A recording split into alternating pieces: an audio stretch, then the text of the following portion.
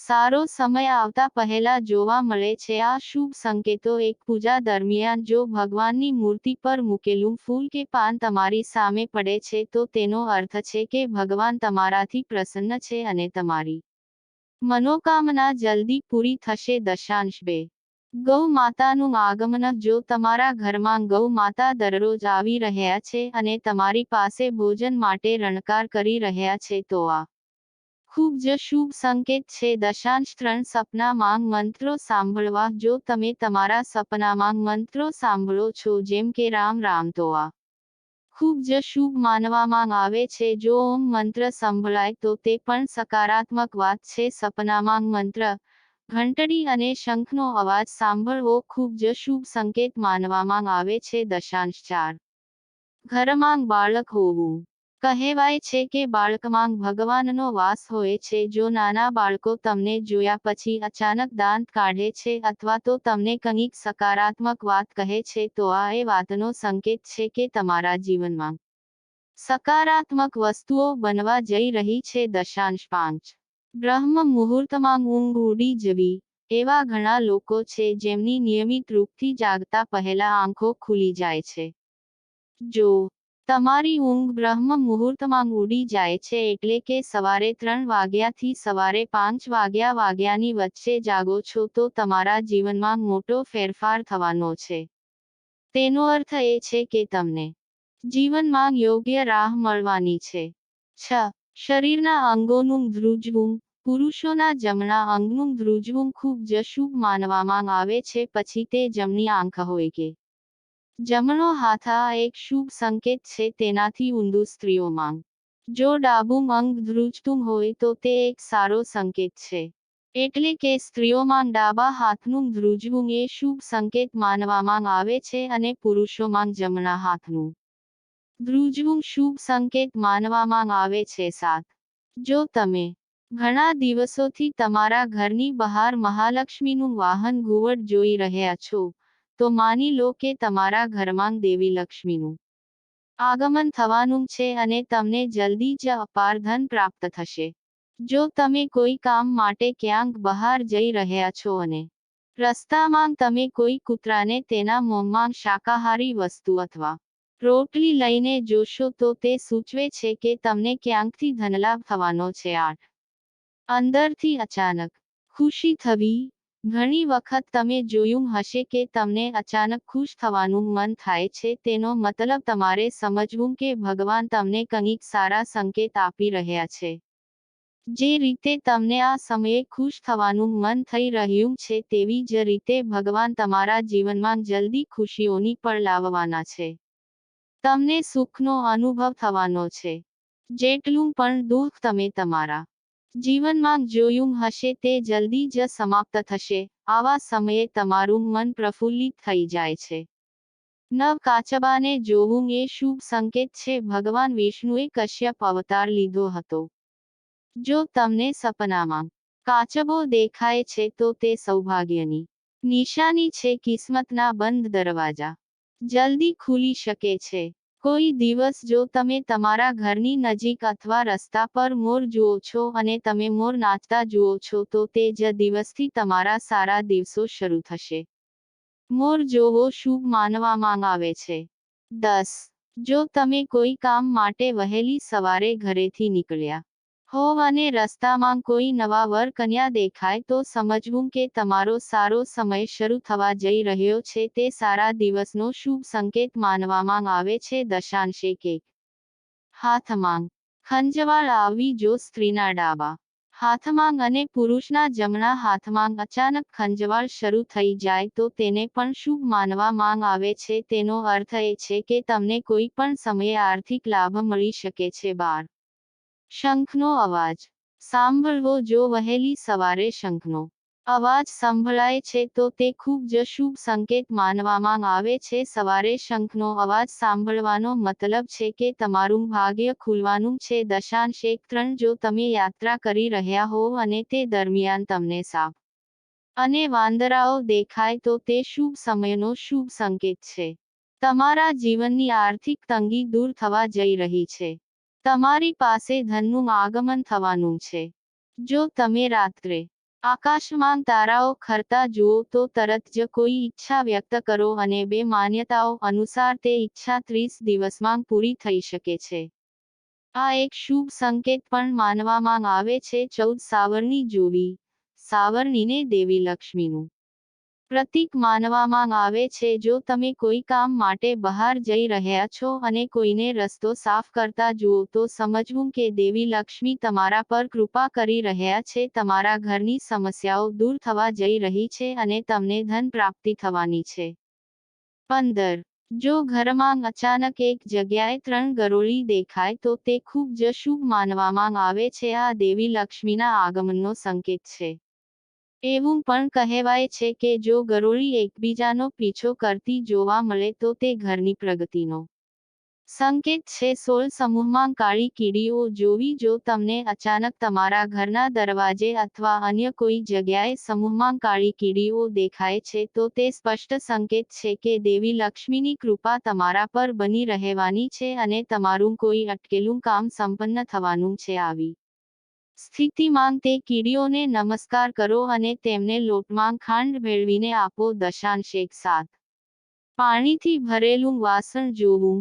જો તમે કોઈ મહત્વપૂર્ણ કામ માટે ઘરની બહાર જઈ રહ્યા હો અને કોઈના હાથમાં પાણીથી ભરેલું વાસણ દેખાય તો તે પણ એક શુભ સંકેત છે. 8. ઘરની છત પર કોયલનો અવાજ એ પણ એક શુભ સંકેત છે. જો આવું થાય તો તમારી સંપત્તિમાં વધારો થઈ શકે છે. જો તમને તમારા સપનામાં અથવા રસ્તા પર સોનેરી સાપ દેખાય છે તો તમારા સારા દિવસો શરૂ થવાના છે. આને ભાગ્ય મજબૂત થવાની નિશાની માનવામાં આવે છે. જે દિવસે તમે સવારે ઉઠો છો અને સૌથી પહેલા દહીં કે દૂધ જુઓ છો તે સૌભાગ્યની નિશાની છે. 9. જો તમારા ઘરના મુખ્ય દરવાજે હાથી તેની સૂંઢ ઊંચી કરીને ઊભો હોય તો તમારે સમજી લેવું કે તમારા સ્થાન પર દેવી લક્ષ્મીનું આગમન થવાનું છે. તમારા પરિવારની સુખ સમૃદ્ધિમાં વધારો થવાનો છે. હાથીને ભગવાન ગણેશનું પ્રતીક માનવામાં આવે છે. 20. જ્યારે પણ તમે તમારા ઘરની સામે આંકડાનો છોડ ઉગતો જુઓ તો સમજી લો કે સારો સમય આવવાનો છે. આ સંકેત ખૂબ જ શુભ માનવામાં આવે છે. જો તમને રસ્તા પર ચાલતી વખતે કોઈ સિક્કો પડેલો જોવા મળે તો સમજી લેવું કે ઉધાર આપેલા પૈસા જલ્દી પાછા મળી જશે. 2. જો રસ્તામાં ક્યાંક જતી વખતે તમને તમારી જમણી બાજુ કોઈ વાંદરો, કૂતરો કે સાપ દેખાય તો એ સંકેત છે કે પૈસા તમારી પાસે આવવાના છે. જો સવારે તમે જાગતાની સાથે જ પૂજાનું શ્રીફળ જુઓ છો તો તેનો અર્થ એ છે કે તમારા પર માતા લક્ષ્મીની કૃપા થવાની છે. આ ઉપરાંત આર્થિક સ્થિતિ મજબૂત થવી અને ધન લાભ થવાના સંકેત હોય છે. 22. તમે તમારી આસપાસ રંગબેરંગી પતંગિયા જોશો તો તેનો અર્થ એ છે કે તમારા જીવનમાં ખુશીઓ આવવાની છે. ઘરની બહાર નીકળતી વખતે લીલા શાકભાજી, લીલું ઘાસ, સફેદ કબૂતર વગેરે જોવા પણ શુભ છે. 23. જો તમારા ઘરમાં પશુ પક્ષીઓ માળો બનાવી રહ્યા હોય તો તે પણ ખૂબ જ શુભ સંકેત છે. આ સિવાય જો તમારા ઘરની આસપાસ પક્ષીઓનો કિલકિલાટ દિન પ્રતિદિન વધી રહ્યો છે તો આ નિશાની પણ ખૂબ જ જલ્દી જીવનમાં સકારાત્મક પરિવર્તન લાવવાના છે. 24. જ્યોતિષ શાસ્ત્ર અનુસાર વ્યક્તિનો સારો સમય શરૂ થતા પહેલા તેને અનેક પ્રકારના સંકેતો મળે છે. આમાં સૌથી મોટી નિશાની એ છે કે વ્યક્તિને સારા સપના આવવા લાગે છે. સપનામાં વ્યક્તિ ભગવાનના દર્શન, ખજાના, વૃક્ષો, છોડ અને હરિયાળી જેવી વસ્તુઓ જોવા લાગે છે.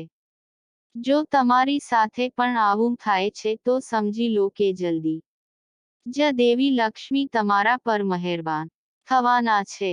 એવું પણ માનવામાં આવે છે કે સારો સમય શરૂ થાય તે પહેલા જ વ્યક્તિને ભવિષ્યનો ખ્યાલ આવવા લાગે છે. એટલું જ નહીં, ભવિષ્ય વિશે કરવામાં આવેલી કલ્પનાઓ સાચી સાબિત થવા લાગે છે. એટલું જ નહીં, વ્યક્તિને પૂર્વ અનુમાન જેવા સંકેત મળવા લાગે છે.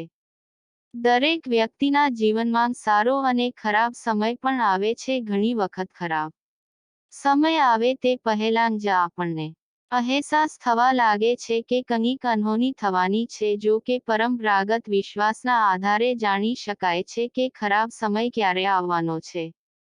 કેટલાક એવા સંકેત છે જેના દ્વારા જાણી શકાય છે કે ખરાબ સમય આવવાનો છે.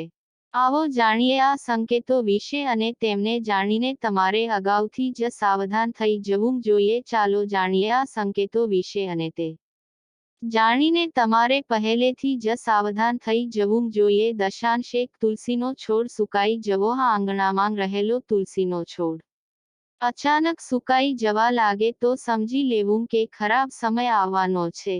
તે આર્થિક સંકટ કે દુર્દશાનો સંકેત છે. દશાંશ 2 બિલાડીનું રોવું. જો તમારા ઘરની અંદર કે આસપાસ કોઈ બિલાડી જોરથી રડવા લાગે તો તેને તમારા ખરાબ દિવસોનો સંકેત માનવામાં આવે છે. એવું માનવામાં આવે છે કે બિલાડી આગામી ઘટનાઓ અગાઉથી જાણે છે. જો તમે બિલાડીને રડતી અથવા ચીસો પાડતા જુઓ છો તો તેનો અર્થ એ કે કોઈ દુર્ઘટના થવાની છે. દશાંશ 3 કાચ તૂટવો. જો ઘરમાં કાચનું વાસણ કે અરીસો વારંવાર તૂટે છે તો તે ખરાબ સમયનો સંકેત છે. 4 પૂજાની થાળી. પૂજા કરતી વખતે કે પૂજા કરવા જતી વખતે રસ્તામાં અચાનક પૂજાની થાળી પડી જાય તો એવું માનવામાં આવે છે કે ખરાબ સમય આવવાનો છે.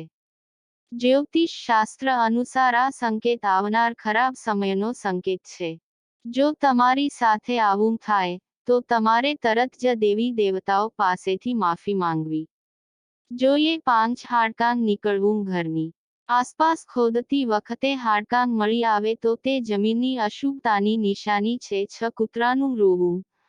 જો કોઈ ઘરના મુખ્ય દરવાજા તરફ મુખ રાખીને કૂતરું રડે છે તો તેનો અર્થ એ છે કે સંબંધિત ઘરમાં કોઈ સમસ્યા ઊભી થવા જઈ રહી છે અથવા તે કોઈના મૃત્યુનો સંકેત પણ હોઈ શકે છે. 7 ખોદતી વખતે મરી ગયેલો જીવ. જો જમીન ખોદતી વખતે મરી ગયેલું પ્રાણી કે સાપ દેખાય તો તે આવનાર ખરાબ સમયનો સંકેત આપે છે.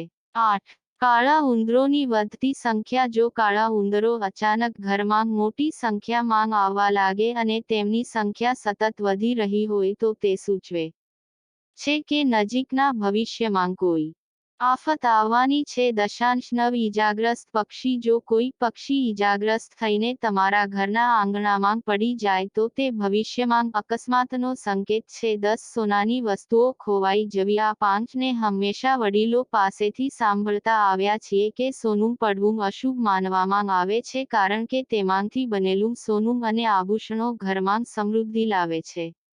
આવી સ્થિતિમાં જો સોનું ખોવાઈ જાય તો ઘરમાં નકારાત્મક ઉર્જાનો પ્રભાવ વધે છે. દશાંશ 1 ઘરમાં ચામાચીડિયાનું દેખાવું. જો કોઈ વ્યક્તિના ઘરમાં દરરોજ એક જ જગ્યાએ ચામાચીડિયાનો જમાવડો થતો હોય તો તે શુભ સંકેત માનવામાં આવતું નથી. એવું માનવામાં આવે છે કે વ્યક્તિના ઘરમાં વધુ નકારાત્મક ઉર્જા બની રહી છે જેના કારણે વ્યક્તિને આર્થિક માનસિક શારીરિક અથવા પારિવારિક સમસ્યાઓનો સામનો કરવો પડી શકે છે. દશાંશ 1 ઘીનું પડવું. હાથમાં ઘીનો ડબ્બો હોય અને તે પડી જાય અને તેનું ઘી આખા ફર્શ પર ફેલાઈ જાય તો તે અશુભ માનવામાં આવે છે. 13 આરતીમાં દીવો ઓલવાઈ જવો. એવું કહેવાય છે કે ઘરમાં આરતી કરવી ખૂબ જ સકારાત્મક માનવામાં આવે છે પરંતુ જો તમારી સાથે આરતી કરતી વખતે દીવો ઓલવાઈ જાય આવું વારંવાર થતું હોય તો તમારે સાવધાન રહેવાની જરૂર છે. તે સૂચવે છે કે તમારો ખરાબ સમય શરૂ થઈ ગયો છે. તે થવા જઈ રહ્યો છે. દશાંશ 4 પૈસા લાંબા સમય સુધી ટકતા નથી. ઘણી વખત તમારા પૈસા કોઈ કારણ વગર ખર્ચ થવા લાગે છે અને તમને તેની જાણ હોતી નથી.